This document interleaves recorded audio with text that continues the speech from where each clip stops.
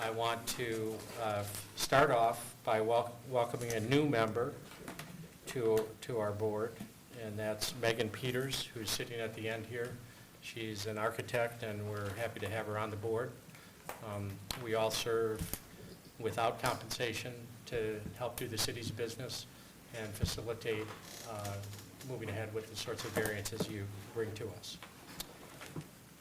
The Zoning Board of Appeals is a 9-person volunteer citizen board appointed by the mayor and confirmed by the city council. Our procedure is, first, we will hear from the Planning and Development Services Unit represented by John Barrett, who's down at this end. Then the petitioner or their representative will make their presentation. The board members may ask questions of either the city or the petitioner. We will acknowledge any written comments received by the board. We will allow an appearing party to express their support or objections. The board will discuss the appeal and formulate a resolution to approve the appeal. It will require 5 affirmative votes of the board for a variance to be granted. Finally, any qualified party who is aggrieved by a decision of the board can appeal that decision to the Washtenaw County Circuit Court on a timely basis. So we'll start by calling roll. Candace Briere, the chair, is not here. Mike Daniel? Here. I'm here. Dave DeVarden. Megan Peters? Here. Nicole Eisenman? Here. Todd Grant? Here. Julie Weatherby? Here. Elizabeth Nelson? Here. Charlotte Wilson? Here. Okay. So with that, I will entertain a motion to approve the agenda. So moved. Todd so moved. Any support? Mike Daniel? Any discussion or corrections, or I guess any changes proposed? The discussion comes with the minutes. I'm new at this. Hearing no proposed changes, does any yes to approve the agenda? Yes. All in favor? Yes, Yes. absolutely. Any opposed? The minutes. We have the minutes from from the June meeting, and they were in the packets. Hopefully everybody had a chance to approve them. Is there a motion to approve the minutes? I move to approve the minutes. Todd, any support? Nicole? Any changes proposed in the minutes or corrections? All in favor of approving the minutes? Aye. Aye. Any opposed? The minutes are approved. Okay. The first item on our agenda is ZBA 19-013, 3250 Wobie Tide. John. I'm John Barrett, zoning coordinator for the city of Ann Arbor. I too would like to reiterate a warm welcome to our newest member, Megan Peters. Thank you for being here. The first petition this evening is 3250 Wobie Tide. Ann Arbor Sunrooms Kitchen and Bath, representing the property owners, are requesting a variance from table 5:17-1, single-family residential zoning district dimensions. A 13-foot 3-inch variance from the required 20-foot rear yard setback is requested in order to construct a 160-foot sunroom, 160 square foot, sunroom to the existing residence. The resulting rear yard setback is proposed to be 6 feet 9 inches. The property is zoned R1D, single-family residential. The subject property is located on a cul-de-sac lot west of Turnberry Lane and south of Packard Road. The home was built in 1996 and is approximately 1,521 square feet in size. The sunroom will be an all-glass enclosure that will replace an existing deck. If you'll turn your attention to the monitors, you'll see the subject property, the zoning map. The highlighted yellow parcel is the subject property. The next parcel is the aerial photo of the surrounding properties and neighborhood conditions. And the next photo is the zoomed-in aerial photo of the subject property, and you can see the existing deck that is proposed to be demolished and be replaced with the sunroom. The next slide is the survey that was submitted with the application by the applicant. The following slides are the floor plans that were submitted. You can see that it's going to be approximately 16 feet by 10 feet. Another elevation, what it will be proposed to look like. A left elevation, a right elevation, and these are the photos that I took of the subject property when I made my inspection. See the subject property. You can see the survey stakes were still in place when I took these photos, and this is along the adjacent street, and this is the side of the side yard. This is looking at it, the existing deck from the south elevation. You see the survey stake in the background. Just a couple of aerial or different views and perspectives of the existing deck and how it relates to the rear of the residence.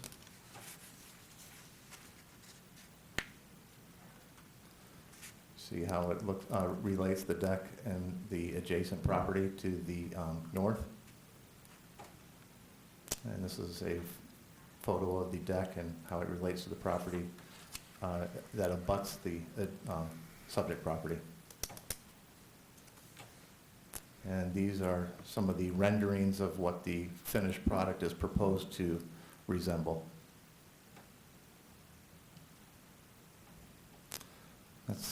That's the end of my presentation. I'll take any questions that you may have at this time. Any questions for staff? Todd? A quick one of those, John, it's not that important.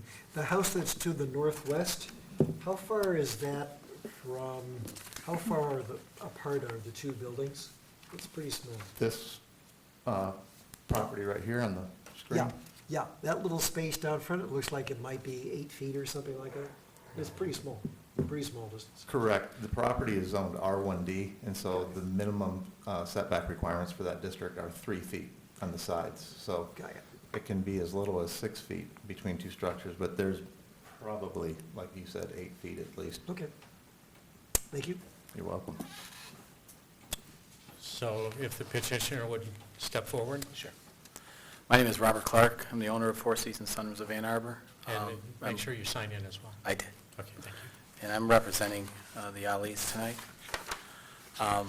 In looking at John's photo, the only thing I sent from the rendering, it is a bit different if you look at the back to the prints. We actually didn't go to the glass knee walls. We put in a conventional knee wall, which will have siding on it to match the home. Yeah. So it'll have siding on it to match the home. Gives it a little bit more of a look of an addition rather than just a screened-in porch, so to speak. It's an upgrade. They went with it because it is on the corner lot, and they wanted to make sure that it looked more like the home. Other than that, all the prints are correct. I also did a site visit today. Where I come to you, and thank you for seeing us tonight, is this is a unique lot. That cul-de-sac, if you look at the northwest that you just asked about, it has plenty of room. I wouldn't even be with you. Next one over has plenty of room. So it's just unique that it's a corner lot, which then pushed the house that's on Turnberry very close to that. The vision to Turnberry is basically a wall. It's the garage wall. That's what they'll be looking at. They won't be encroaching any further than, we didn't want to go any further than what the deck is, knowing that stay within the parameters of what's already there. And beyond that, we do have neighbors' signatures for the one that is facing that lot right now that's there on Turnberry, and then we have the signature for the one next door, which is the northwest that we spoke about, for their approval to that. The only one that can really see the room, and that's if he goes out in his yard and looks back towards Turnberry, is the northwest. So line of sight, we didn't hurt. And size-wise, we didn't build some big monster structure that's going to take away from the neighborhood and the vision of it. Actually, the neighbors want to know why we had to go here. Just don't ask the questions. It's just what we do. So, But we build a clean product. We don't put up something that's, oh my gosh, look what the neighbors did. We try to build something that enhances the house and not takes away from the house. We've been, since 2004 here in Ann Arbor, well, actually the main branch for over 27, 30 years, but we took it over in 2004. Built a lot of projects with the city, and John and I have been with each other a couple of times at this board. So I would say hardship is just the uniqueness of the lot and the setbacks that it's requiring. And if you really look at it close enough, the house is non-conforming. The house is isn't 20 feet. Because we got 6.3, you said at the one point, right? 6 point. That's what you're requesting to reduce it down to. Right, but I'm just saying, right now, it only has 6 point something feet from the end of the deck to the lot line, plus the 10 is 16, not 20. Yeah. So the house is actually non-conforming. Are there any questions for the petitioner? Todd? I have a couple, sort of. Sure. Silly one. You don't play golf, do you? I The used- reason I ask is the name, the road, Rune the Bend. Okay, I happened to look it up on Wikipedia. It's the name of a golf hole yeah, in Scotland, and so is Okay. Woby Tide. I thought that was rather clever of the yeah, developer. I was told that, I It's didn't know. before. irrelevant, but I was just very Okay. curious. It's a very unusual name. Yes, So, more seriously, we have to judge these requests on 5 criteria, and I'm really sort of on the fence about this, Mhm. because the sunroom looks really nice. Mhm. It's already a nice house. Mhm. But 2 of the criteria are, it has to be more than simply inconvenience that they're doing this. And is this really going to add to the functional usability of the house? And I know you're not the homeowner, but have they said, Yeah, they're- explain the reasons why they want it, otherwise, other than being able to sun themselves in January? no, it's not so much sunning themselves, let's talk about privacy, I mean, because they have 0 privacy from the street, they have 0 privacy from the neighboring lot there.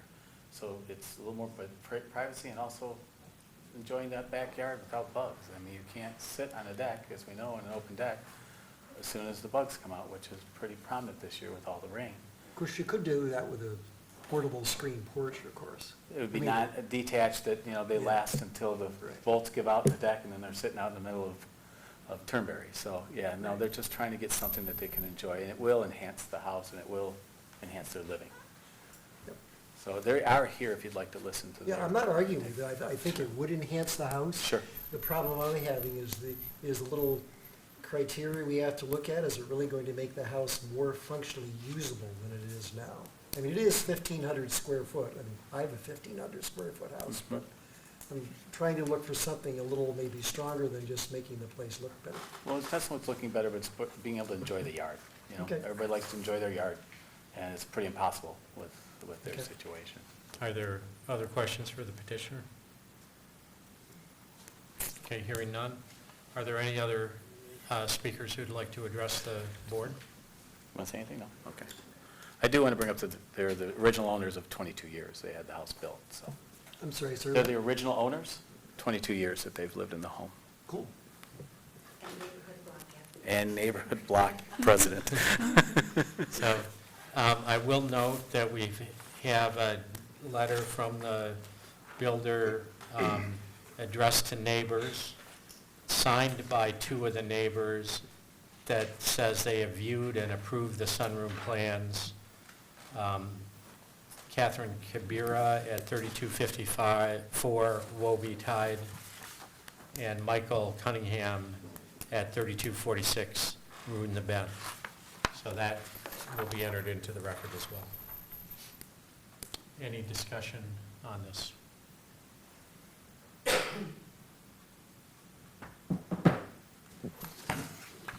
Mike? Yeah, I'm going to, unless I'm talked out of it by a really strong argument, I'm going to vote for this. It is in the same footprint as the deck. The lot is a bit unique from my perspective, and, if anything, having this closed in would disrupt the neighbors less than people sitting on their deck talking, so I'm going to vote yes. Any other discussion from anybody else on the board?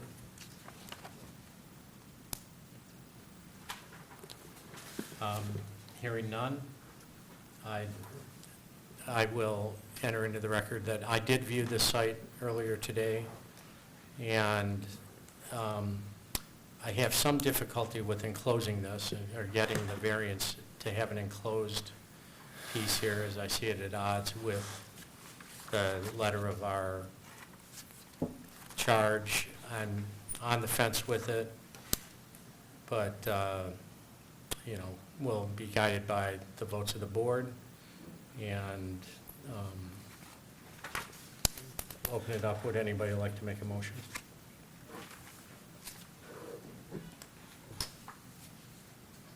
Somebody. Mike? All right, this is petition ZBA 19-013-3250 will be tied. Based on the following findings of fact, in accordance with the established standards for approval, the Zoning Board of Appeals hereby grants the following variance from Chapter 55 Unified Development Code, Table 5:17-1, Single Family Zoning District, a variance of 13 feet 3 inches from the 20-foot rear setback to allow construction of a new sunroom. The construction is to be built per the submitted plans. A, the alleged practical difficulties are peculiar to the property and result from conditions which do not exist generally throughout the city. B, that the practical difficulties which will result from a failure to grant the variance include substantially more than mere inconvenience, inability to attain a higher financial return, or both. C, the variance, if granted, will not significantly affect surrounding properties. D, the circumstances of the variance request are not self-imposed. E, the variance request is the minimum necessary to achieve reasonable use of the land or structure. Any second? Support? Todd? Second. Okay, I'll call the roll. Nicole Eisenman. No. Todd Graham. You would have to pick me, son. You know, I like Mike's argument. This doesn't really quite follow all 5 rules, but I guess I'm feeling flexible or maybe on principle today, and I'll vote yes. Julie Weatherby. Yes. Elizabeth Nelson. Yes. Charlotte Wilson. No. Mike Daniel. Yes. I'm a no. Dave DeVarty. Megan Peters. Yes. The variance is granted on a vote of 5-3. Thank you, sir. Thank you for very your much. time, everybody.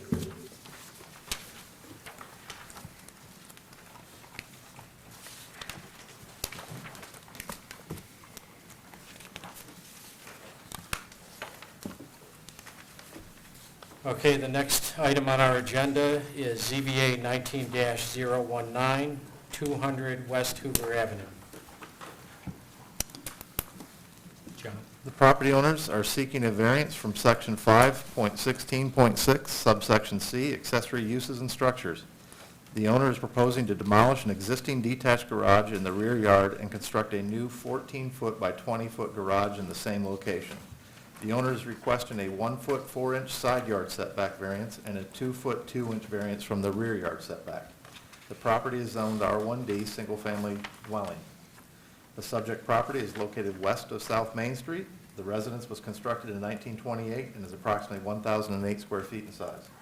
The proposed detached garage is to be constructed on the same footprint and foundation as the existing garage. The garage will be approximately 290 square feet in size.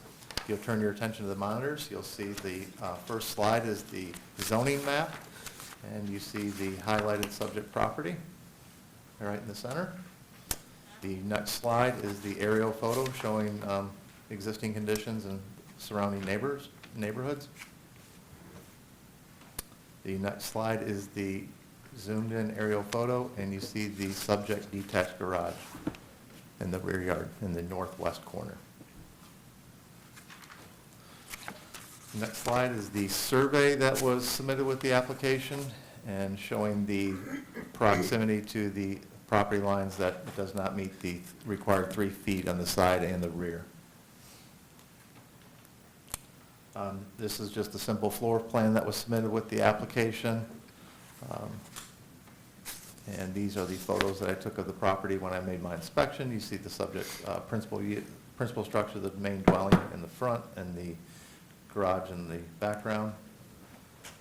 The property stakes were still in place when I made my inspection. And you see the garage in its present location in the rear yard. And this is just a little bit different perspective. You see how the garage and the terrain slopes down to the ground right here. There's a significant drop-off, and you see how the abutting property and the existing garage relate to one another in the perspective of these this photo. It was a little difficult to get some of the pictures. You see I'm standing at the, basically the foundation of the garage, and I'm 6 foot, and it's about, the foundation is right here, and then the garage wall starts right there. And you see the abutting property is to my right in this picture. This is the rear property line. You see the survey stake and the relationship of the back wall and the survey stake. This is looking underneath the garage, and you see the existing foundation.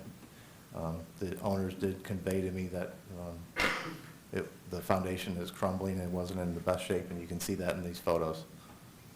And some of the deterioration, that's obviously an old garage, an old structure. And this is looking to directly to the west, the adjacent property. And that is the end of my presentation. I will take any questions that you have at this time. Any questions for staff? I do have a couple questions. Sure. Number one, did you measure from that rear property stake to the foundation? Or what the current situation is, how much off the property line The survey shows that it's needing a 2 foot, 2 inch variance, so it's showing us 10 inches from the rear property line. Okay. But I did not physically You measure. I didn't? couldn't get back there. It was a little treacherous. But you can see, I think the surveyor probably did their best to get that stake in there. Right, that's a hard situation. That's very, yeah, and it's, according to the survey, it's 10 inches. Okay. When you visited the site, was the lot to the west, I think to the west, was there a building on that lot? Because right now there's a big open hole, like a basement excavation. Well, when I was out there on July 15th, there was a residential structure next door. You can see it in that picture right there. This right here. Okay.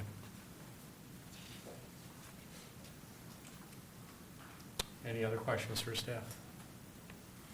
So if the petitioner would step forward and introduce yourself, sign in, I did. and make a presentation. So, good evening, thank you very much for your time. My name's Matt Healy. I'm the owner of the property. My husband and I purchased about 10 years ago, fixed up the house, and basically we're at the point where we would like to fix up the garage. The pictures, I'm afraid, don't do it justice. It really, really is an eyesore. And to that point, it really isn't safe to be used. When we bought the house, there was a car in it, but I would not park a car in it at all. And so we just really would like to get back to a garage that we can park in. So you guys hear all the time, I'm sure, about difficult and weird lots, and this is a difficult and weird lot. So we also have that diagonal rear property line. John, can you go back to the one picture of the property stake on the back that looks like it's 2 inches from the garage? So I agree that that looks like it's super close to the garage, but that is all the way over at the short end of the property. And then you can see the property line kind of diverges away from it. And so at the back corner of the garage where it is more like, I think, 10 inches is it probably where it is. And I apologize for some of those pictures because some of the landscaping has grown in now. Did you get the copies of the pictures that I also sent in the attachment? There may be some that kind of do a better job of illustrating. The whole backyard is basically all the way below grade. So the house is here, and the rest of the backyard is 6 feet or below grade. So really, it's difficult to kind of move it anywhere else. There's a whole retaining wall that you can't see because there's planting over it. There's landscaping. But basically, this is something that we're just trying to do so that we can use the garage, we can improve the look of it, because it truly is an eyesore, especially to our neighbors behind us, because they're the ones that stare at it. And we're trying to do it with minimal disruption to, their property. Yes, my neighbors to the west, there's a hole there because they're redoing their house. But I'm more concerned about in the back where the property line, or that retaining wall, that belongs to the neighbors behind us, as well as that fence that kind of abuts up. We're just trying to do this with minimal disruption to everybody else.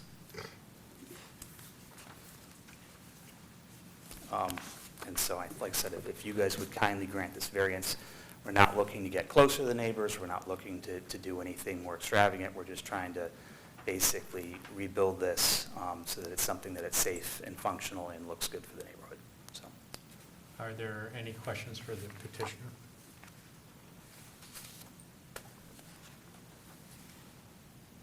Are you replacing the foundation, or are you just No, we have to fixing replace the it? foundation. I do have a question. So I did look at this, and the foundation, the whole underpinning of the garage, I understand why you would not park a car in there. If you're doing all of that work, though, and it looks like an entire replacement of the foundation, so you're tearing that all out, why not just move it a couple feet forward and be within in the setback limit? Because I think at that point, we're really looking at, then the retaining wall behind needs to be replaced, the fence needs to be moved for the neighbors.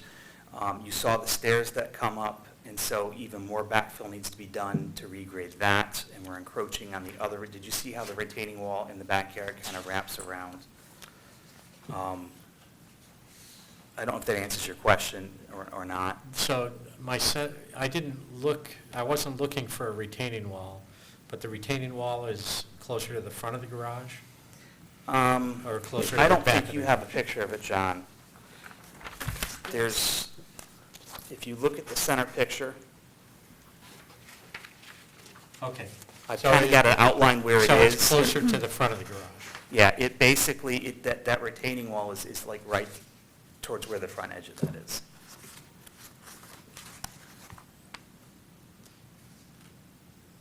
I guess I'm not understanding why that would have to be removed if you're replacing the foundation of the garage and moving it forward a couple feet.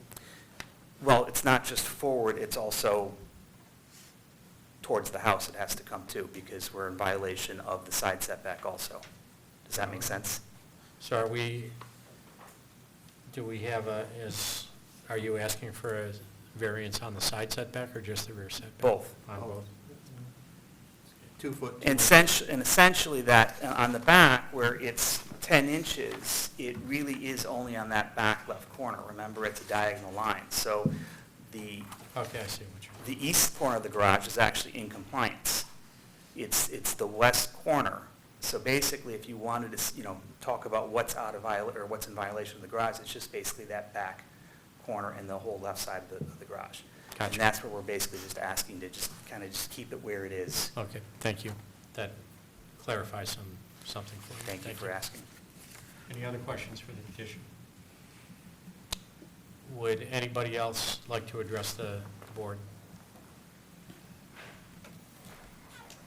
If you could sign in and state your name and address.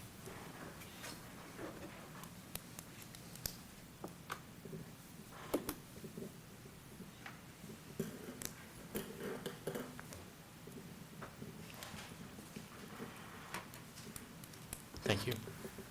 Joe Hubert, 302 West Hoover. I own the property, or my wife and I own the property. It now has a hole in it just to the west of Matt and Ken. I'd like to support the project. I believe every structure has a life cycle. That garage's life cycle has seen its life. It's done. It needs to be replaced. I think their request is very reasonable. The west wall of the garage is a retaining wall to some degree for our property as well. If that were to be moved further to the east, there would be a substantial amount of backfill that would need to be done. I think that they just want to replace what is there.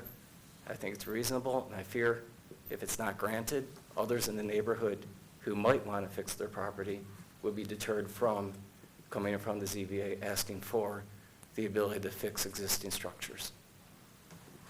Thank you very much. Would anybody else like to address the board? I will note, we received 2 letters, one from Joseph Hubert at 302 West Hoover, who just addressed us, and another from Jason, forgive my pronunciation, Krajkovic, 315 West Davis Avenue, both in support, or strong support of this variance request. The one on Davis, the letter writer from Davis Avenue is directly behind this petitioner. So with that, discussion is open. Julie? This one's an easy one for me. I live about a block from here, and these properties all are weird, and there is a very big ravine kind of there, and I think if we want to encourage people to fix up their houses, and this is a really cute little house, and I think having a nice little garage there just enhances the property, and I will vote for this. Any other discussion?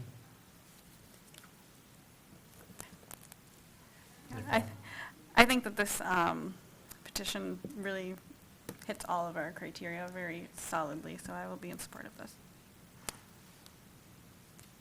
And I will state as well, I do want to note strong support from the neighbors, and having been at the site, I can see the problems that the site presents in terms of retaining soil, so I will also agree to support this. Would anybody make a motion? Elizabeth? So I read this? Yes. You have to read the whole thing, no cheating. All right, petition ZBA 19-019, 200 West Hoover Avenue. Based on the following findings of fact and in accordance with the established standards for approval, the Zoning Board of Appeals hereby grants the following variance from Chapter 55 Unified Development Code, Section 5.16.6C, accessory uses and structures. A variance of 1 foot 4 inches for the side setback variance and a 2 foot 2 inch variance from the rear setback. The construction is to be built per the submitted plans. A, the alleged practical difficulties are peculiar to the property and result from conditions which do not exist generally throughout the city. B, that the practical difficulties which will result from a failure to grant the variance include substantially more than mere inconvenience, inability to attain a higher financial return, or both. C, the variance, if granted, will not significantly affect surrounding properties. D, the circumstances of the variance request are not self-imposed. E, the variance request is the minimum necessary to achieve reasonable use of the land or structure. Second? Okay. Todd? Yes. Julie? Yes. Elizabeth? Yes. Charlotte? Yes.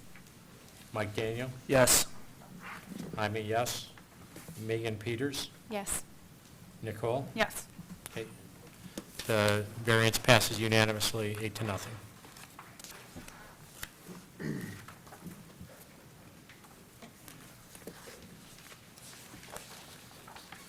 Okay.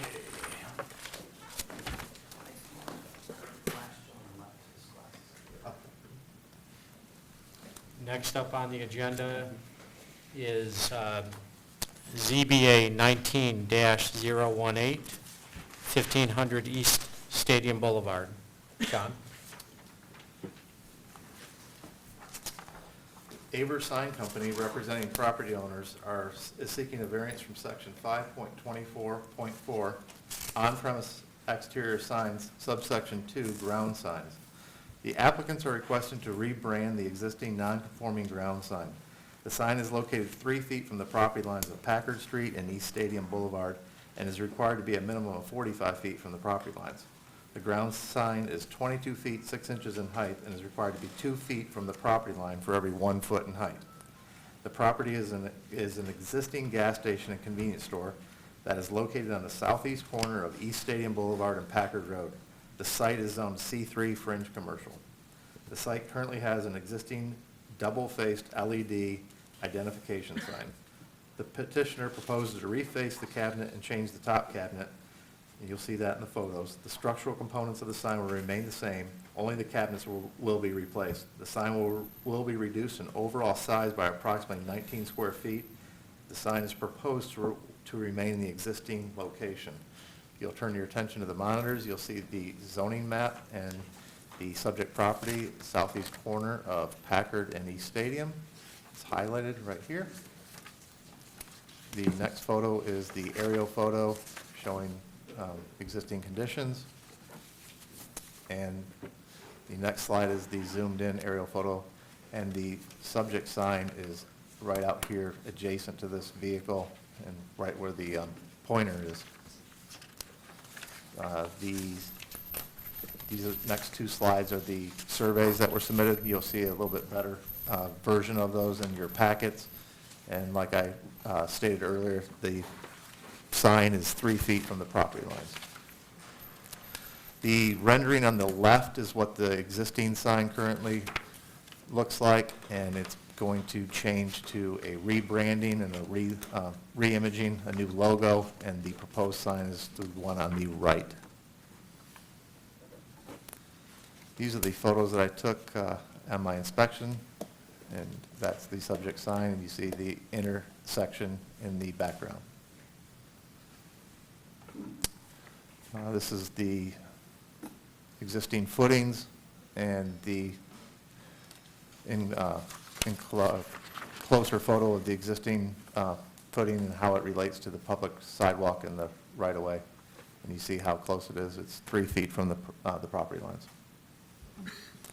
That's just a photo of the existing gas station, service station. And this is a little different perspective of the site itself and the sign from East Stadium Boulevard. That concludes my presentation. I'll take any questions at this time.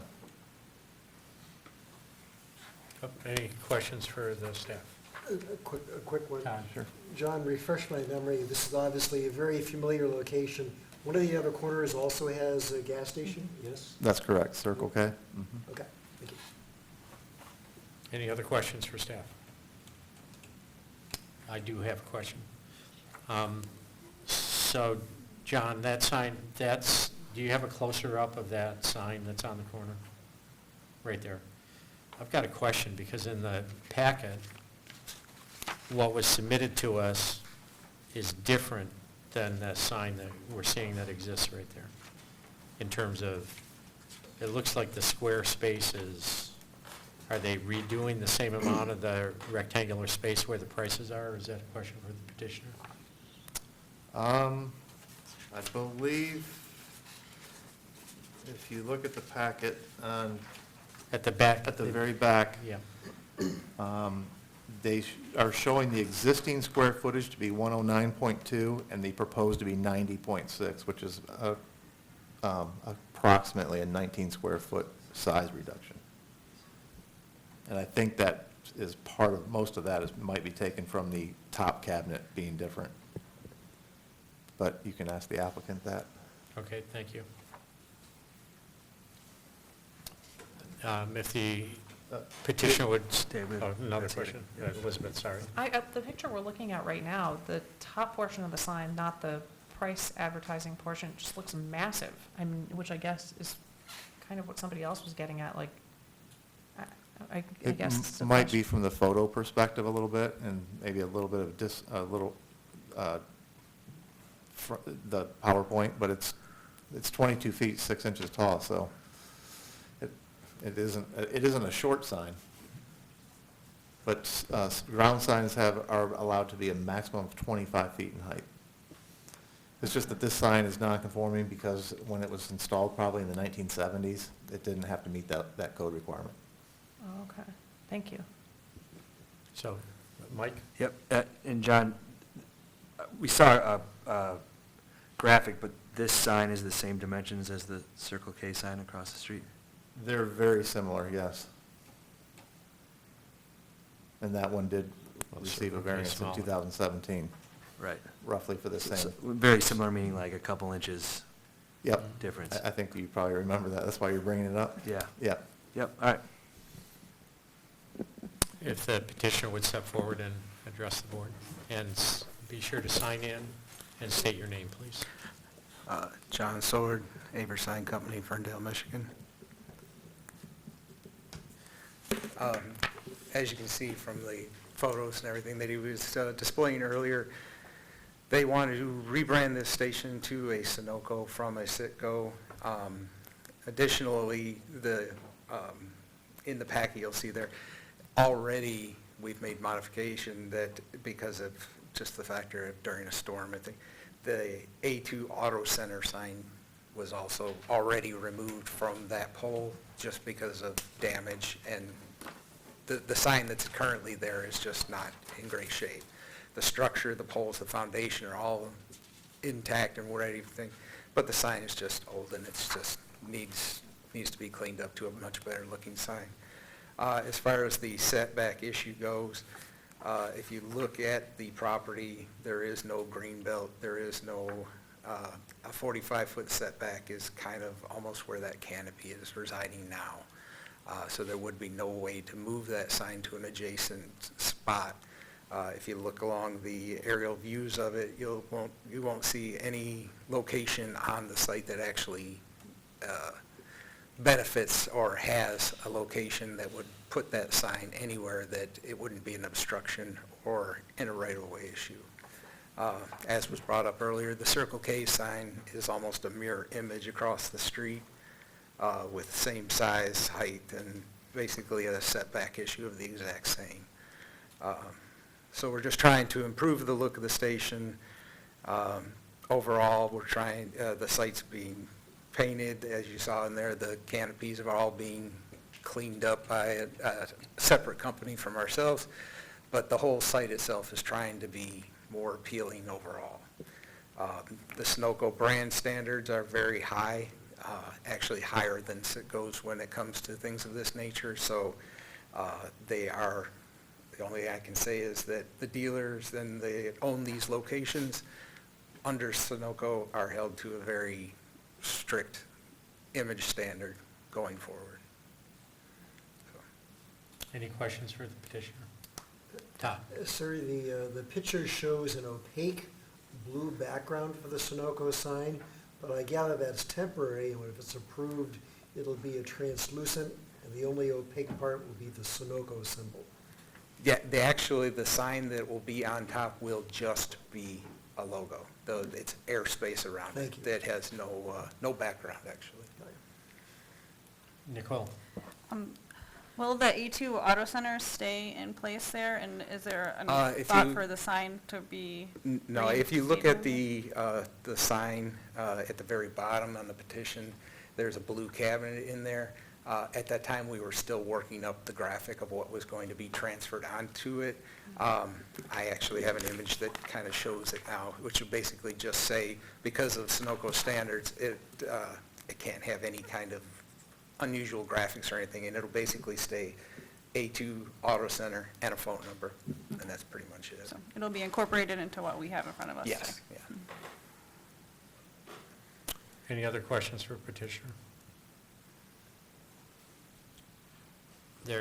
I have one statement, I guess. I know when we looked at the Circle K, which was a whole site plan, Right. where they moved their building further back from the front and changed the whole traffic flow, as well as the sign, basically, they kept the same. But for us, an issue was, and an issue that I raised, was the ability to see pedestrians through the lower portion. Mhm. So they kept a large part of their Circle K sign empty so that you could really see, so drivers and pedestrians could see other people at eye level. And I'm somewhat concerned that that blue panel, which you're filling again with the Ann Arbor Auto Center sign, Mhm. if that could just be moved up where the official Well- NASCAR is. From grade, you'll actually have 6 feet 5 5/8 underneath it. So it'll be, from the bottom of that sign, it'll be over my head. So Okay. so a person walking down the street shouldn't have an issue seeing through that area. Okay. Any other questions for the petitioner? Okay, with that, it's open for discussion. Mike? I guess I'd want to know, the Circle K sign, like when does that start from the bottom? This, he said 6'5" for this. Do you have any idea? It's a very similar, I've been out there, I think Yeah, it's over I my mean, head, and I'm look- 6'2", so it's probably 6'5" to Yeah, 7. if these signs are similar, I Yeah. voted for this. Yeah. There's a lot of people on this board. I'm going to stay consistent and vote for it again. Yeah, I would echo what Mike Daniels said. I mean, typically, the concern about zoning boards of being consistent is a little overdrawn, but I think here with competing stations, and they're obviously very price sensitive across the street from each other, we granted a variance for one. I think we should really do it in this case. And the price display is obviously important for the business. I don't think they need the sign to identify it as a gas station. It's pretty obvious, a third of a mile away that it's a gas station, but I'm sure they want to flaunt what their prices are compared to the next door competitor. So I'll be voting yes for this. Any other discussion? I have one thing to say. I've been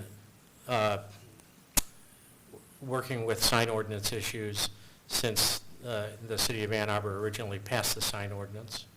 I strongly supported it at that time, and the objective is to reduce streetscape clutter, to make it easier for people to navigate on the street, pedestrians and cars alike. In this case, I see you've taken a positive step of actually reducing the square footage, and so you're taking a sign that's pre-existing and actually making it occupy less space. And that's the kind of thing that I find it much easier to support in giving a variance. In fact, a month or so ago, we gave a variance to a housing complex when they came to us and reduced the amount of signage they had on the streets that their housing complex. And we supported that variance. So in this case, I will also be supporting this. Mr. variance. DeVarty, there's a... Dave, I think there's a woman in the audience that raised her hand. We Oh, I'm passed sorry. on the additional comment section. I'm I think sorry. she had a question. Is this a good time for comment?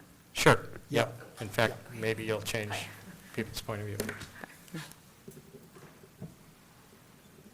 My name is Danielle Etzler. I live on Shadford Road, just one block north of Packard. So we see the Circle K sign at night, like in the winter, from our second floor, from the bedrooms. And I'm very much in favor of this variance. I'm in favor of them restoring the sign, so I was really happy. The neighbors, a lot of our neighbors on Shadford Road are very happy that the Sunoco station is not closing and that they're actually putting money into it. It's a locally owned business. It's been there a long time, and it's very neighborly friendly. So a lot of people use it. It's a real service station in an old-fashioned way. So it's a kind of beloved fixture in the neighborhood, so I'm in support of it. Thank you very much, and You're I welcome. apologize. No, it's all right. My apologies for not.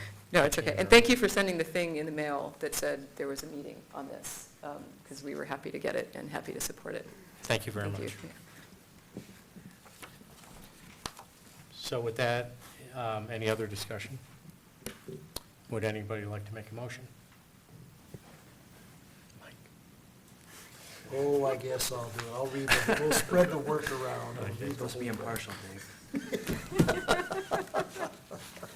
So, petition ZBA 19-018, 1500 East Stadium Boulevard. A variance request based on the following findings of fact and in accordance with the established standards for approval. The Zoning Board of Appeals hereby grants the following variance from Chapter 55, United Development Code, Section 5.24.4, Sub 2, on-premise exterior signs, ground signs. A variance of 42 feet to allow the existence non-conforming ground sign to remain in its present location in order to allow a rebranding of the sign. The alterations are to be conducted per the submitted plans. A, the alleged practical difficulties are peculiar to the property and result from conditions which do not generally exist throughout the city. B, the Practical difficulties which will result from the failure to grant the variance include substantially more than mere inconvenience, inability to attain a higher financial return, or both. C, the variance if granted will not significantly affect surrounding properties. D, the circumstances of the variance request are not self-imposed. And finally, E, the variance request is the minimum necessary to achieve reasonable use of the land or structure. Okay. And is there a second? Julie? Okay, calling for votes. Julie? Yes. Elizabeth? Yes. Charlotte? Yes. Mike Daniel? Yes. I vote yes. Megan? Yes. Nicole? Yes.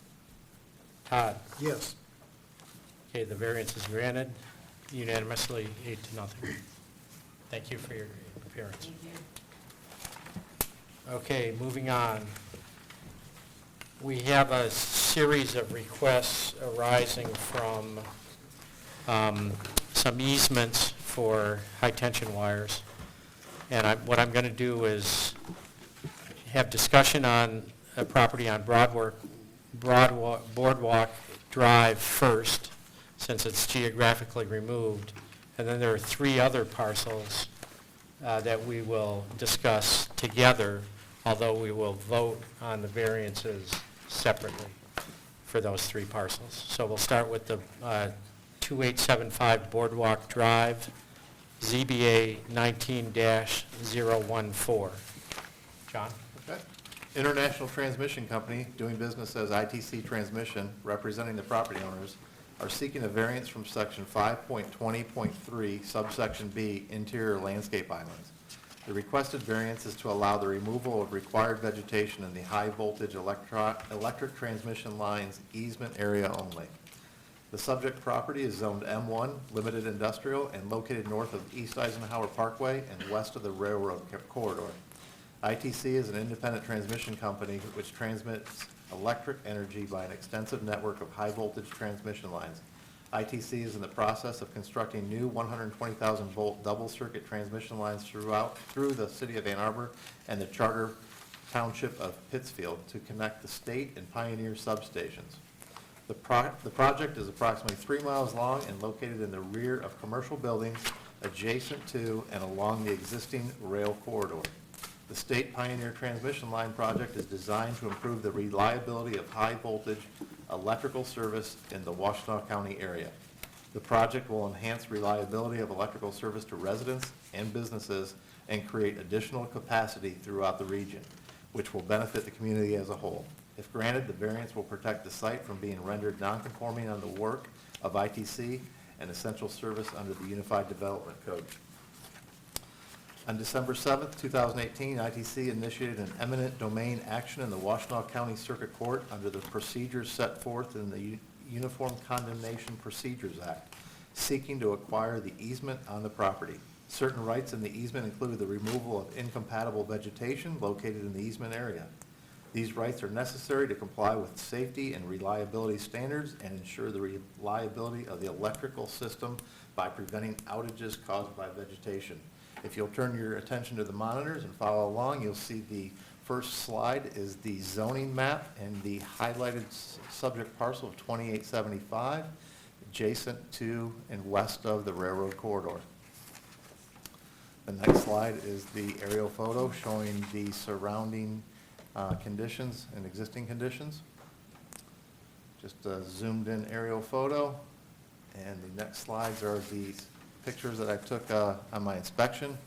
You'll see, and forgive me, the applicants are the experts of this project, and they can answer a lot more of the technical stuff than I can, but you see some of the, probably the trees and vegetation that have been removed. The vehicles are in the parking lot. They've been parked there, and work is being conducted currently.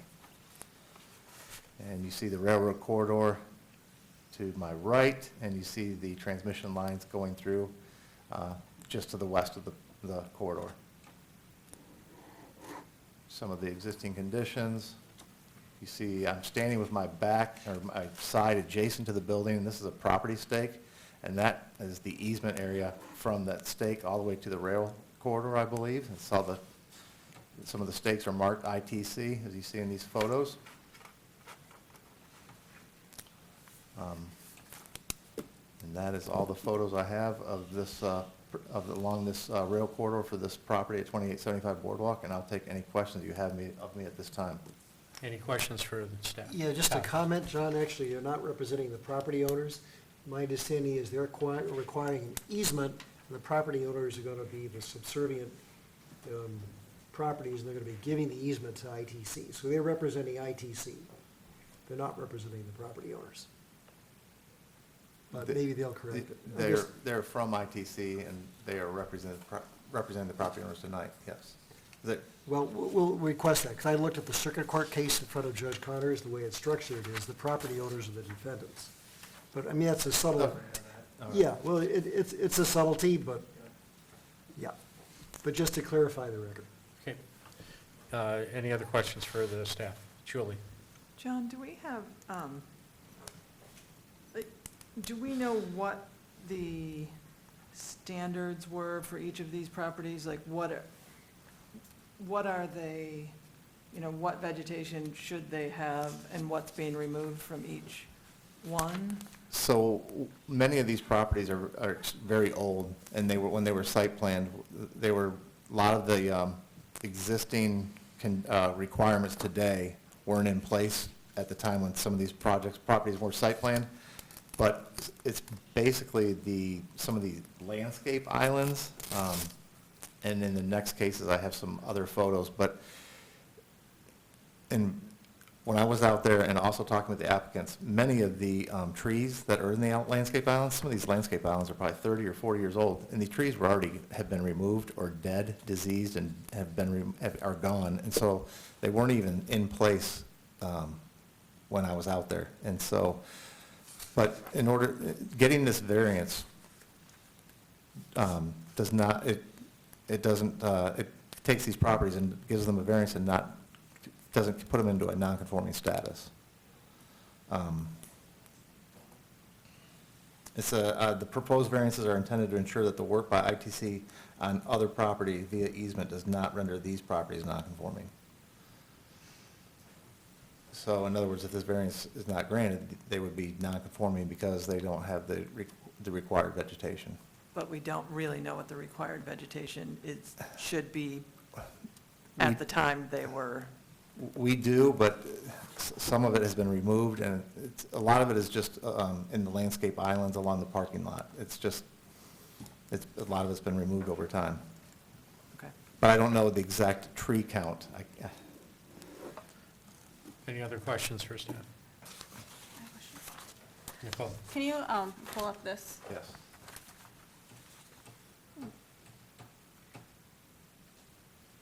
Oh, you can't get any closer? I have it in my packet. Yeah, so I'm looking at the packet, and is it these little areas here that we're like most concerned about? In the parking lot? Yes. They look like, they're like little brown patches right now? Yes, exactly. And is Yep. it all of them, or is it just within a certain? It's just the ones within the easement, and on this property, it's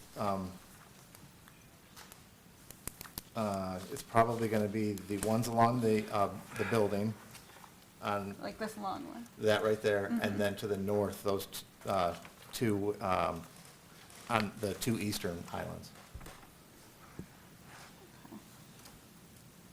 And the vegetation is meant for erosion control or just like visibility screening or? Parking lot landscaping, Okay. and interior parking lots to provide additional shading and cooling and vegetation for parking lots. So, I'm now confused, because my understanding of this is, what they're seeking is, they're running a transmission line roughly parallel to the Ann Arbor Railroad. And they want to be able to go in and whack branches so they don't interfere with the transmission of electricity. So that would indicate to me that it's along roughly the lines of the Ann Arbor Railroad, not inside in the parking lot. But I guess we'll have the petitioner clarify that. Well, that I don't easement, think it has anything to do with the vegetation in the parking lot, but maybe I'm wrong. yeah, I'll let the applicant explain a little bit further, Yeah, but maybe we have the petitioner. Yeah, I think we need. Before we bring the petitioner up, though, I have another question for our staff. So if we failed to grant this, these buildings would be non-conforming, or this one in this case. And then what would the impact of that be? If the building, if they wanted to do an addition or change the parking lot or do something, would that give us leverage to put, plant trees in other places that aren't in the easement? well, or, you asked me a couple questions there. Okay, If they then. were going to do changes to the parking lot or to the building or anything like that, they would have to go through the site plan process. And at that time, then Whether or not they're non-conforming. then the site would have to be brought up to current code to today's standards. And if we don't grant this, they won't be able to bring it up to code because the easement won't allow, the lack of vegetation in the easement is in conflict with our code? Well, I will say, they don't have to comply with the code. ITC is an essential service, and so pursuant to the code, section 5.5.2B, they don't have to comply with UDC. The building owners don't. No, the ITC does not, in the easement area only. Oh, I see. Okay, any other questions for staff? Okay, with that, bring forth the petitioner. If you could sign in and state your name and address for the record. Thank you very much.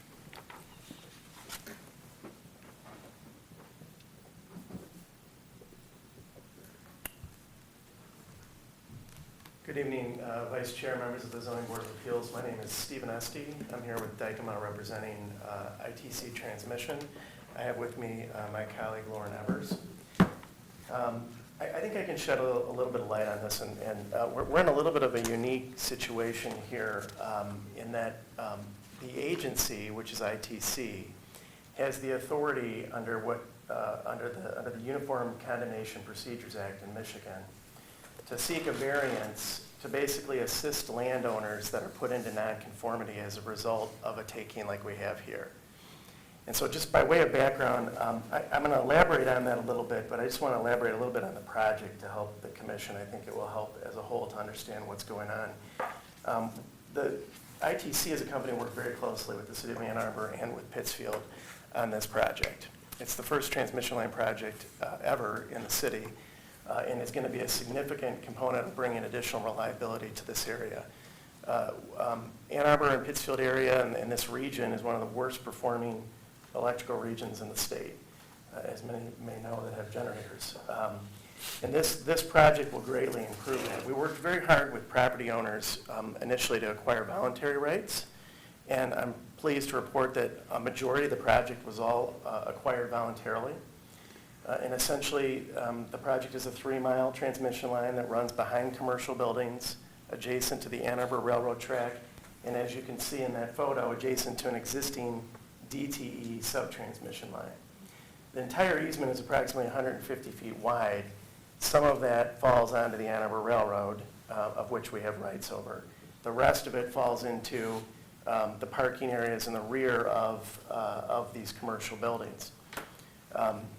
As a result of the easement, ITC, as John pointed out, has the right to remove trees as part of its vegetation management.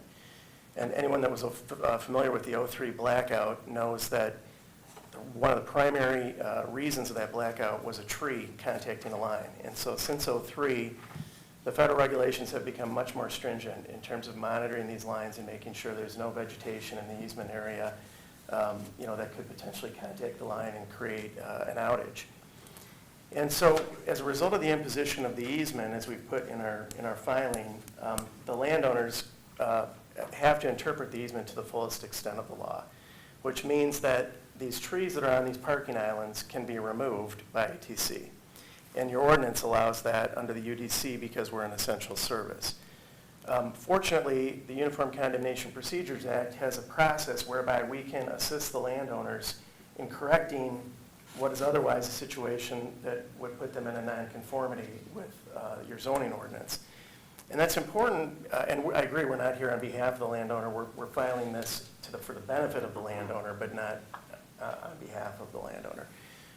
But it's important because if we don't have a variance, the landowner, both now and in the future, if they were to sell or if they were to redesign their site and expand their building, would be in non-conforming status and could never comply with the requirements of the parking island landscaping for this area.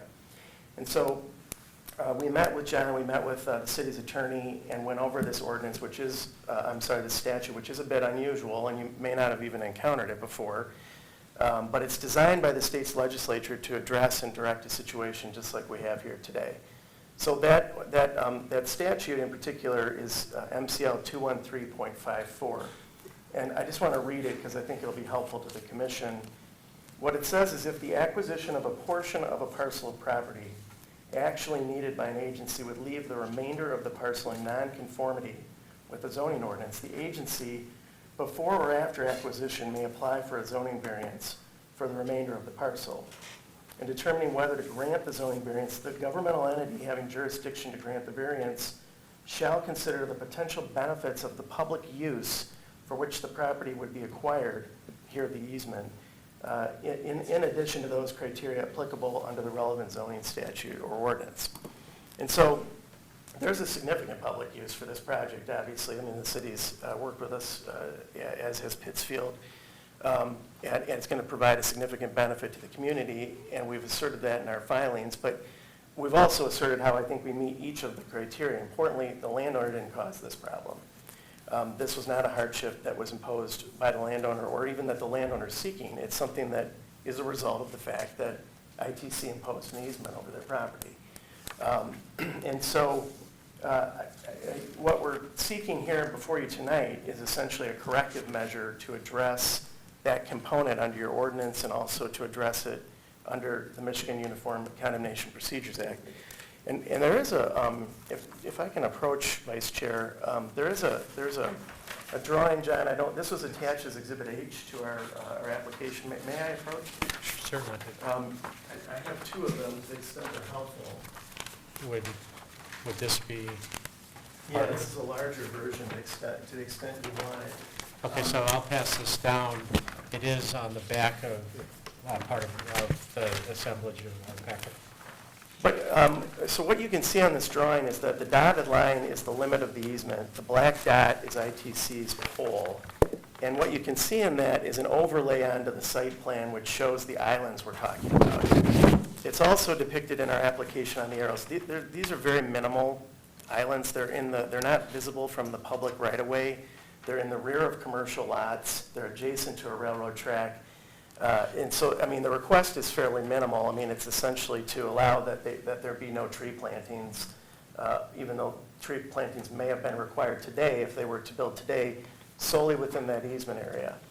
And I think as you can see from Exhibit H, we're really talking about a couple minimal parking islands in the rear of this property, and the impact, while it seems minimal, is otherwise rendering the property in non-conforming status for the future, but also currently. And our concern is not just now, it's what happens, 5 years from now, 10 years from now, when we're long gone, and a new landowner comes in, wants to tear down the building and rebuild or expand. And so we're really doing this for the benefit of the landowners. I have talked to the Landowners Council.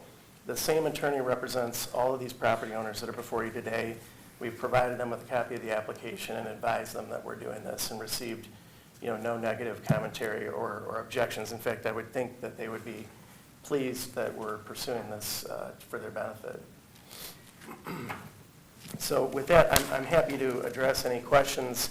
I think we've tried to provide in detail in our actual application and in the narratives that we've provided how we specifically meet each of the criteria. And I think in this case, it's a very strong case for each of these properties based on what's in our written papers as well as what we've stated here orally. Are there any questions for the petitioner? Yeah, Todd. so Mr. Estee, thank you for clarifying that. Perhaps if I had read all the pages more clearly, I would have intuited that. But even though technically not representing the homeowners, you are, and you're obviously helping them out here. For me, this is a phrase we've used before. This is easy because, people don't want blackout. It's not just a matter for the property owners here, but it's how trees on somebody's property might affect their entire neighborhood by causing a blackout in the neighborhood. So there are, if you want to use an economist term, externalities, and having fewer blackouts is nice. Of course, in the perfect world, the power lines would be underground. And the only objection I have, which is somewhat irrelevant, is I would note that both DTE and consumers, and I don't know about ITC, but their topiary skills are terrible. And they leave trees in such a horrible shape that they just need to come back and remove them and start over. But that has nothing to do with this. That's just a question of aesthetic sense, of which Right. they appear to lack. I But this would- is clearly a must-do. I from my point of appreciate view. that, Commissioner Grant, and I would say that, just as an added thing that the commission should be aware of, when we did remove landmark trees, even though we were not required to do so because we're exempt under the UDC as an essential service, we calculated the payment that would be due had the ordinance applied to us, and we paid that to the city of Ann Arbor as a good faith measure to the community, frankly, for the trees that were being removed. Thank you. And that was a sizable payment, obviously, but it was done out of the goodwill of the company, and we'll take those comments certainly to credit as well to consider. Are there other questions for the petitioner? Hi, thank you so much Yeah. for taking the time to explain everything. I just had a question about, are you required to remove all vegetation whatsoever? Because I was trying to think of the height of the power lines versus the height of some of these parking lot trees. They're, a little bit shorter, and I'm not sure, looking at the pictures, the power lines seem to be not, they seem to be pretty high and they wouldn't necessarily be affected, but I just... Right, and so here's the issue. The vegetation management for these transmission lines is fairly complex, as you can imagine, but the broader issue isn't necessarily the manner in which it's applied now or how it could be applied in the future. It's the easement itself. And the easement has to be interpreted from a property owner's standpoint as if we can fully exercise our rights, which would include the right to remove trees. And because we have the authority to do that, both under the easement and under the ordinance, the property owner is put into a non-conforming status. And so not just now, but in the future, if someone was buying the property, they would see our easement and say, well, I'm not going to be able to comply with the ordinance relative to my plantings, so how am I going to buy the property and expand or improve or do whatever I need to do at that point in time? Gotcha. So, Thank you. yes. Any other questions? I have a couple questions. With this picture here that's up on the screen, is the tall pillar that's right in the middle, is that the ITC pillar? Correct. So the monopole, the steel monopole, are the new high-voltage 120 kV double-circuit transmission lines. And they're I did survey these sites, and they're much taller than the lines just to Right. the side there. the They're other- approximately, if my memory serves, 90 to 100 feet tall. To the right of it is a DTE sub-transmission line that was already pre-existing. This route was selected because it was really the logical route. This route connects the state substation, which is right at the school administration building, just to the north of this. And it's a straight line 3 miles into Pittsfield to the Pittsfield substation. And it runs adjacent and parallel to the existing DTE line and adjacent to the railroad tracks and behind commercial properties. So, it was really an ideal selection in terms of the route because it avoided residences, it avoided, State Street, it avoided, it put it in an existing utility corridor, and that's why it is located where it is. But it's also why this request really, the impact of it is not large because these are all in the rear adjacent to railroad tracks and not visible from the public right-of-way. One other question, I'm not sure you have the expertise to answer this. So I'm aware that in this era where we're trying to address climate change by looking for opportunities for energy savings, that there is a tremendous loss in transmission of electricity over lines. And I'm just wondering if ITC, if these lines are increasing the efficiency of transmission, so you see less loss in transmission of energy, if there's some energy, if we can say that we're encouraging this project, we're doing something to increase energy savings. Yeah, I don't know about that loss of energy or energy savings. I do know that any renewable energies in the state that are in ITC's footprint often interconnect to ITC as the mechanism to get them to the grid. And as you know, up in the Thumb, for example, there was a lot of wind development, and ITC's lines cover approximately 140 miles to bring that energy to the grid. So we work very closely with the renewable energy generating sources. But ITC is not a generator. You can think of it as an energy highway. Right. It takes the energy from the generator, which is usually DTE or some other solar or wind developer, and then it transmits that energy to the end user, which is DTE, which steps it down into here in your house. And Right. But I'm just aware, having fought some of these energy savings battles, that as you phrased it, the energy highway, right. some energy highways are more efficient than others, saving energy. And I'm wondering if ITC, if these sorts of lines, these high voltage lines, will effectively, in addition to making a more stable network, will make a network that reduces the loss of energy over transmission. So Matt Hetzner is here as a representative of ITC. He works directly for the company in their legal department. And I don't know if you know the answer to that or not, Matt, but Yeah, as you increase the voltage of the lines, they do have less resistance and they do lose less electricity. So that's why our transmission lines operate at a higher voltage. So like the sub-transmission line for DTE operates at 49,000 kilovolt, or 49,000 volts, 49 kilovolts. Well, the ITC line will operate at 120 kilovolt. And that will reduce the amount of energy loss that is suffered when we move the energy from between these two substations. Right. And that's why we operate at that higher kilovoltage. so there's your answer. Well, that's an affirmative. Yes. That this is a more efficient, energy efficient transmission means. That's right. Okay. Yeah. Thank you. Thanks, Matt. He clearly knows more than I do. Any other questions for the petitioner? Okay, hearing none, is there a resolution here? So, I mean, how are we doing this? Read all four? We're doing this one separate? and I the think other three together? what I'd like to do is do this one, the boardwalk, and then maybe we can expedite the ones on Victor's Way with just a staff presentation and just see if there's any other questions, and then we could do each of the Victor's Way ones independently. I think technically we have to approve each petition independently, or deny it independently. So let's do the boardwalk one. What do you think, John? Yes, I agree. We're going to do this presentation. I'm just going to kind of mirror the next three as a combo, kind of like a package, but we have to read each motion separately for each address. And then on the Victor's Way, if board members have questions, they could ask them. But other than that, I'd like to just expedite. So would somebody make a motion for the boardwalk petition? Anybody? I'll do it. Okay. Nick. It's Thank my you. first one, so there you go. Petition ZBA 19-014-2875 Boardwalk Drive. Variance.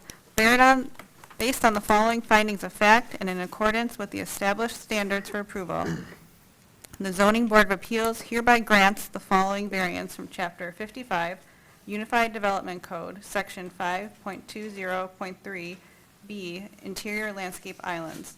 A variance to allow the removal of required vegetation in the high-voltage electric transmission line easement only. A, the alleged practical difficulties are peculiar to the property and result from conditions which do not exist generally throughout the city. B, that the practical difficulties which will result from a failure to grant the variance include substantially more than mere inconvenience. inability to attain a higher financial return, or both. C, the variance, if granted, will not significantly affect surrounding properties. D, the circumstances of the variance request are not self-imposed. E, the variance request is the minimum necessary to achieve reasonable use of the land or structure. Is there a second? Second. Okay, Todd. Calling for votes. Elizabeth Nelson. Yes. Charlotte. Yes. Mike. Yes. I vote yes. Megan. Yes. Nicole. Yes. Todd. Yes. Julie. Yes. It passes unanimously, 8 votes to none. Thank you. Okay, so the next, what I'd like to do is package the next 3 as the public presentation by staff, and then open it up to any comments. If the petitioner wants to make further comments, they may not need to. And then if any of the board members have any further questions on these, we could question either the petitioner or the staff, and then we could take them individually, one after the other, and try to move them quickly. So we're doing the 3 on Victor's Way, ZBA 19-015, 950 Victor's Way, ZBA 19-016, 1000 Victor's Way, ZBA 19-017, 1200 Victor's Way. John, if you could give us a quick presentation. Yep, okay. All 3 properties, 950, 1000, and 1200 Victor's Way, are all zoned office and are located north of Interstate 94 and west of the railroad corridor.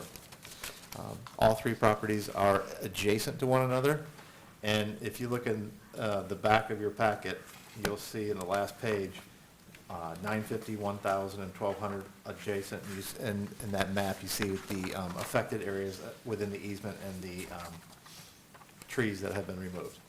If you'll turn your attention to the monitors, the first slide is the zoning map, and you see 950, 1000, and 1200 all together adjacent to one another. The next slide is the aerial photo showing all 3 properties. And just a little bit more of a zoomed-in photo of the 3 properties. These are the photos I took when I was out there. You see the entrance to the properties and the signage associated with the businesses. And this is the easement area and adjacent to the railroad corridor on the eastern side of the property. And this is looking to the south of the property. And this is just an example of some of the landscape islands where the existing trees have been removed. And this just gives you a little bit better idea of what the variance we're seeking and what we're discussing this evening.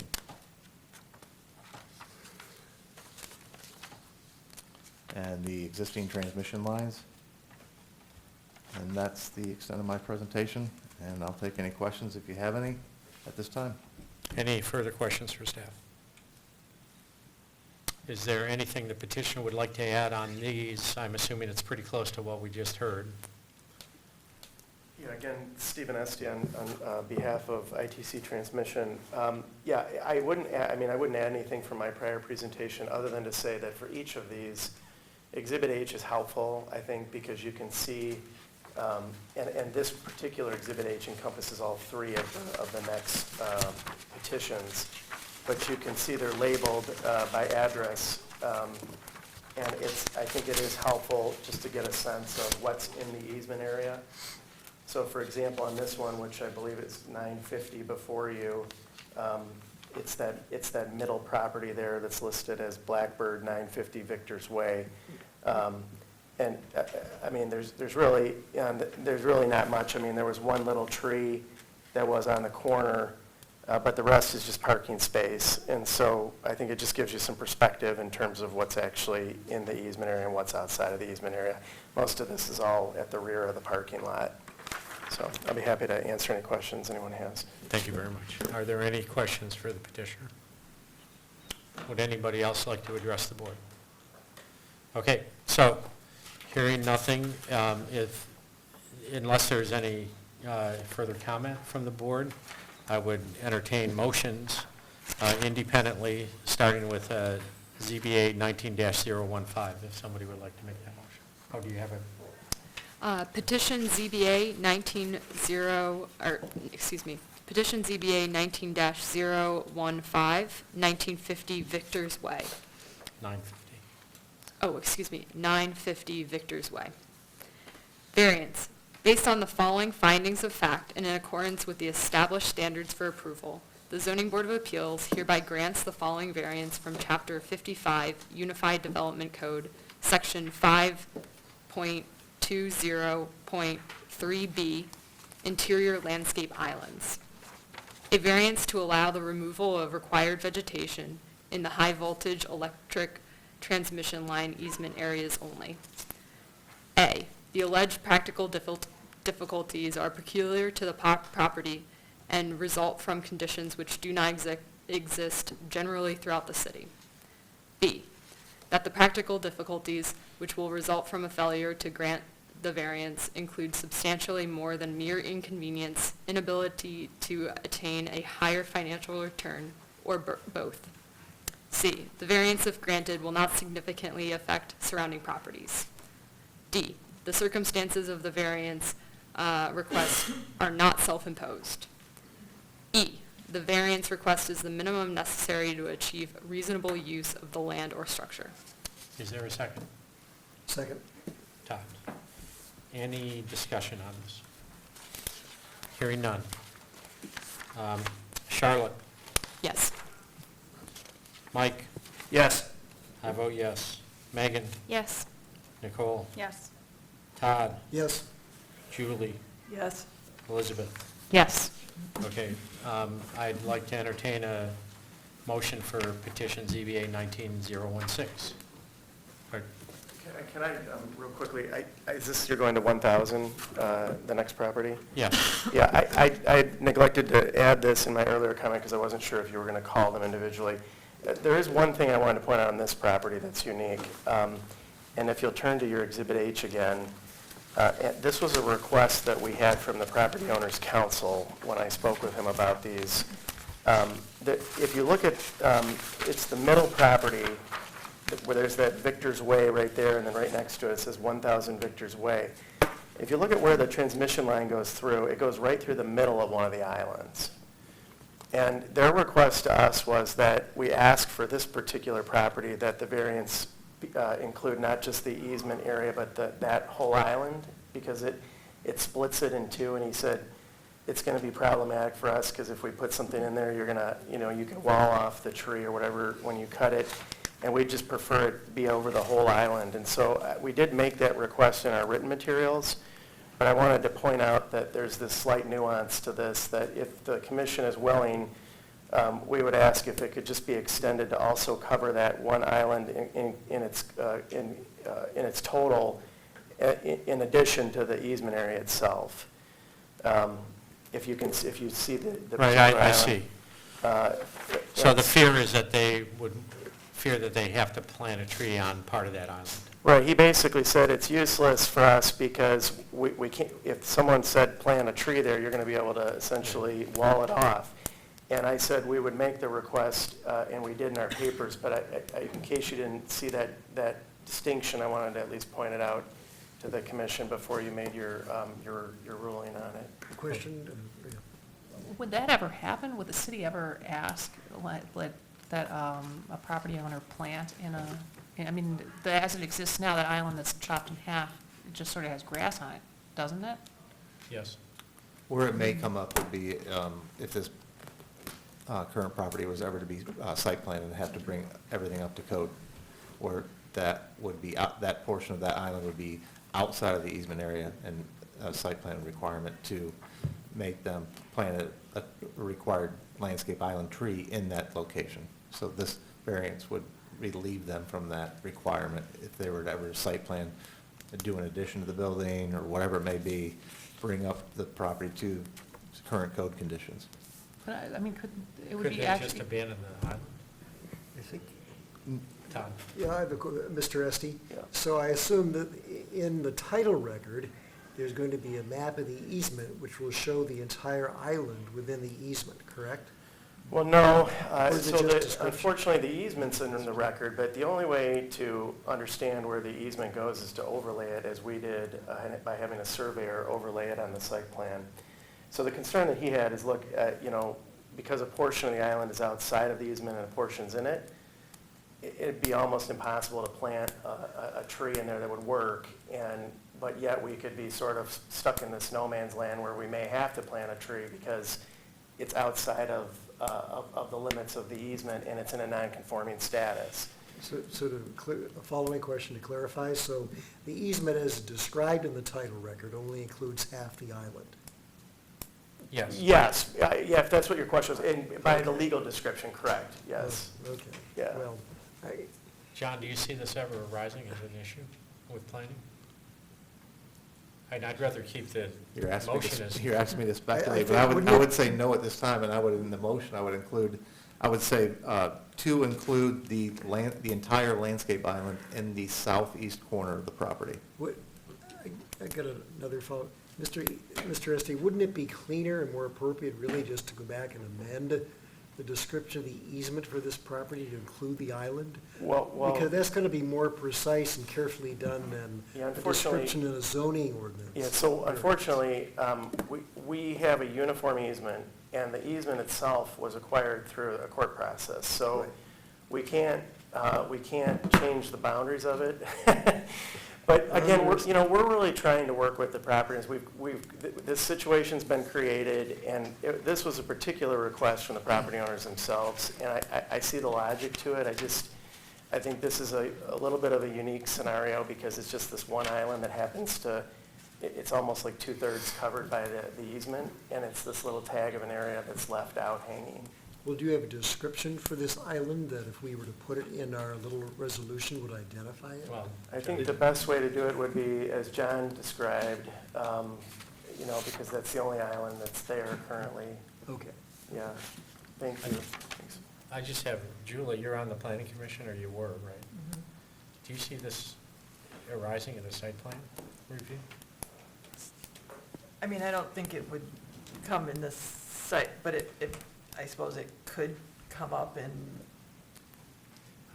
It could, if they were ever to site plan the project, during the site plan review Fine. process.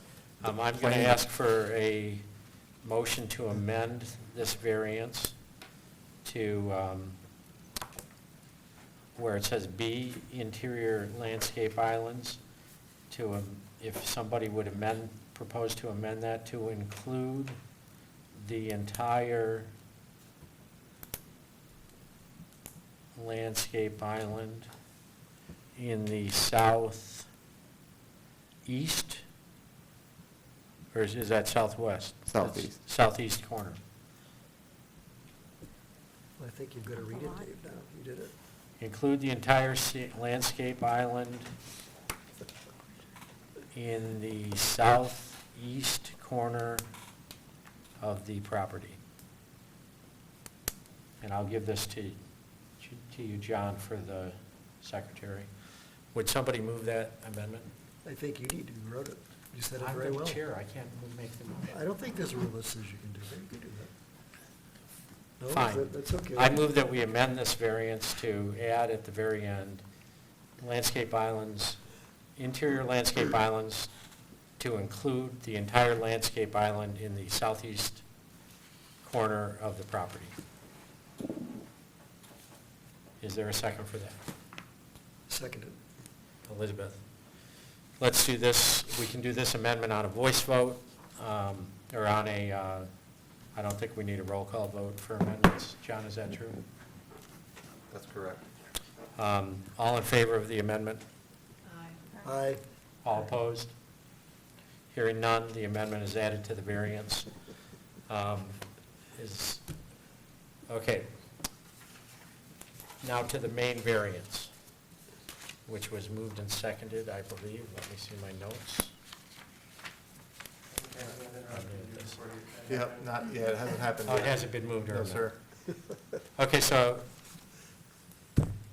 I guess, you want somebody else to read it? Yeah, why don't you read the whole amendment? Can you read his writing, Nicole? Oh, okay. I thought we had You guys already finish done what you it. started? No? Excuse me. We'll fight for you. All right, yeah. Petition ZBA 19-016, 1000 Victor's Way. Variance, based on the following findings of fact and in accordance with the established standards for approval, the Zoning Board of Appeals hereby grants the following variance from Chapter 55, Unified Development Code, Section 5.20.3B, Interior Landscape Islands, including the entire landscape island on the southeast corner of the property.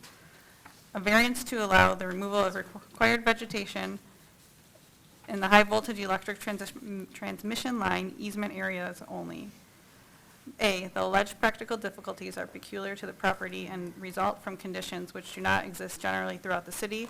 B, that the practical difficulties which will result from a failure to grant the variance include substantially more than mere inconvenience, inability to attain a higher financial return, or both. C, the variance, if granted, will not significantly affect surrounding properties. D, the circumstances of the variance request are not self-imposed. E, the variance request is the minimum necessary to achieve reasonable use of the land or structure. Second. Okay, Mike Daniel. Yes. I vote yes. Megan? Yes. Nicole? Yes. Todd? Yes. Julie? Yes. Elizabeth? Yes. Charlotte? Yes. The variance is granted 8-0. Okay, I will entertain a motion on 1200 Victor's Way. Julie has her hand up. Julie? Since this will really be my last meeting. Petition ZBA 19-017, 1200 Victor's Way, variance. Based on the following findings of fact and in accordance with the established standards for approval, the Zoning Board of Appeals hereby grants the following variance from Chapter 55, Unified Development Code, Section 5.20.3B, Interior Landscape Islands. A variance to allow the removal of required vegetation in the high-voltage electric transmission line easement areas only. A, the alleged practical difficulties are peculiar to the property and result from conditions which do not exist generally throughout the city. B, that the practical difficulties which will result from a failure to grant the variance include substantially more than mere inconvenience, inability to attain a higher financial return, or both. C, the variance, if granted, will not significantly affect surrounding properties. D, the circumstances of the variance request are not self-imposed. E, the variance request is the minimum necessary to achieve reasonable use of the land or structure. Is there a second? Second. Todd? Okay, any more discussion? Hearing none. Megan? Yes. Nicole? Yes. Todd? Yes. Julie? Yes. Elizabeth? Yes. Charlotte? Yes. Mike? Yes. I vote yes. The variance is granted 8-0. Thank you very much. Sure. Thank you for explaining it well. So the final items on the agenda, I am not aware of any other communications to the ZBA. Were there any that we didn't know? There is not. Public commentary, would anybody like to address us for 3 minutes or up to 3 minutes? Hearing none, I would happily entertain a motion for adjournment. Mike, or Julie. Seconded by Mike. All in favor of adjourning? Aye. Aye. All opposed? Okay, thank you very much. Thank you for tolerating my first time sitting in the seat. You did fine. You did fine.